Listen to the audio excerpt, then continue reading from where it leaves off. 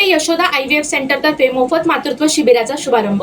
अपत्यप्राप्तीच्या समस्यांनी त्रस्त असलेल्या दाम्पत्यासाठी Yashoda IVF fertility and IVF सेंटरतर्फे आयोजित करण्यात आलेल्या मोफत मातृत्व शिबिराचा उत्साहात शुभारंभ करण्यात आला। या शिबिराचे उद्घाटन खासदार डॉक्टर श्रीकांत शिंदे यांच्या हस्ते पार पडले। यावेळी आमदार राजेश मोरे यांच्यासह अनेक मान्यवर उपस्थित होते। उपस्थित मान्यवरांनी या उपक्रमाचे कौतुक करत अशा शिबिरांमुळे अपत्यप्राप्तीबाबत अडचणीत असलेल्या दाम्पत्यांना मोठा आधार मिळतो असे मत व्यक्त केले।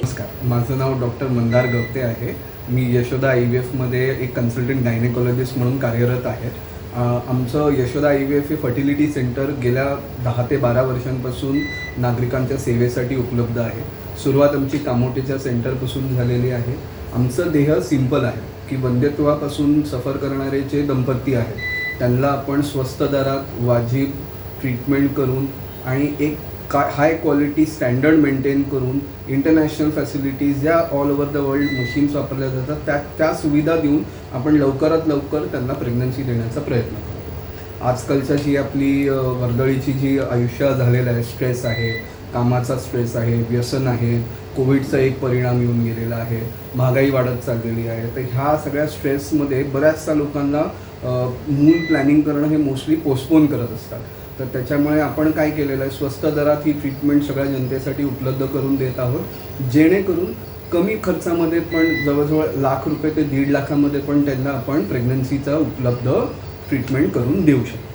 याच्यामध्ये वेगवेगळ्या ट्रीटमेंट पद्धती उपलब्ध आहेत। फॉलिक्युलर स्टडी करून प्लॅन इंटरकोर्स देऊ शकतो आपण त्यांना, किंवा IUI नावाची ट्रीटमेंट असते ती पण आपण उपलब्ध करून देऊ शकतो, आणि सगळ्यात जर गरज पडली तर IVF आणि ICSI नावासारखे आपण ट्रीटमेंट उपलब्ध करून देऊ शकतो। हल्ली बरेचसे कपल्स लग्न करणं उशिरा करतायत करिअरमुळे वगैरे, काही जण लग्न करतायत पण प्रेग्नन्सी पोस्टपोन करतायत सेटल न झाल्यामुळे। तर तशा लोकांसाठी पण आपल्याकडे गॅमिट फ्रीजिंग म्हणजे महिलेसाठी तिचे स्त्रीबीज काढून घेऊन ते फ्रीज करून ठेवू शकतो, पुरुषांचे पण शुक्राणू काढून घेऊन ते पण फ्रीज करू शकतो। त्याला आपण एका प्रकारे इन्शुरन्स समजू शकतो की जर त्यांनी प्रेग्नन्सी पोस्टपोन केली तरीही त्यांना आपण त्यांचे फ्रीज केलेले जे अंडा आहेत आणि शुक्राणू याचा नंतर वापर करून भ्रूण तयार करून पण त्यांना प्रेग्नन्सी देऊ शकतो।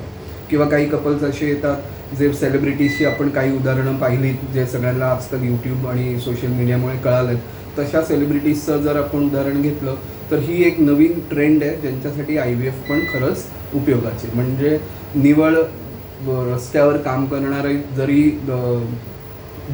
बिगारी असेल किंवा एक खूप चांगला करिअर सेटल्ड IT प्रोफेशनल असेल, या सगळ्यांसाठी अख्ख्या समाजाच्या स्पेक्ट्रमसाठी ही ट्रीटमेंट उपलब्ध आहे।